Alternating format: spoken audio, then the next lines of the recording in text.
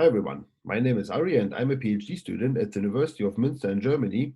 And today I want to present our work in progress results for MD Stencil, which is a high-performance library for stencil computations like Gaussian convolution or Jacobi method, targeting multi- and many-core architectures like CPU and GPU based on our algebraic formalism of multidimensional homomorphisms. So with MD Stencil, we aim to achieve for stencil computations in one combined approach three major goals, which are high performance, and we aim to achieve performance that is competitive to the best available stencil solutions right now. Portability, and not only functional portability, but also performance portability, which means we aim to achieve a consistent high level of high performance over different kinds of architectures and also over different kinds of input and output characteristics, for example, their size or transposition layout.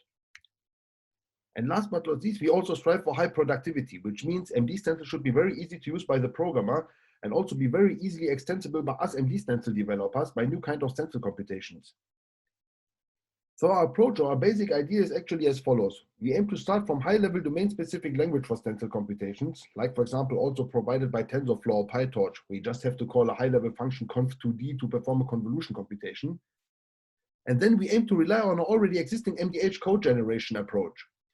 So that means the main challenge of this work is a transformation from DSL programs for stencil to our MDH representation, because then we can automatically generate code according to our already existing related work.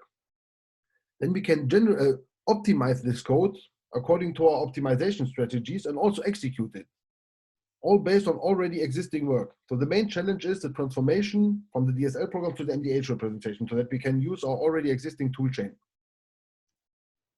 As I said, the main challenge is this transformation step, and I don't want to dive into too much detail here for time reasons. What I want to actually emphasize is here that the MDH representation provides three higher order functions, also known as patterns in programming terminology, which are agnostic from the hardware, agnostic from optimization details, and we can exploit these patterns to express stencil computations. For example, to specify the input and output data and also to specify the computation. And this is illustrated here for the example convolution 2D.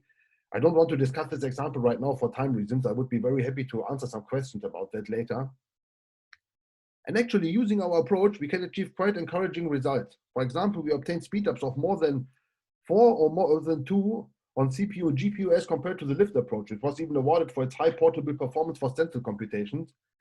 And even as compared to hand-optimized approaches, like for example, Intel MKL-DNN or NVIDIA QDNN, which are specifically optimized for convolution computation on Intel or NVIDIA hardware correspondingly, we can still achieve competitive or sometimes even better results.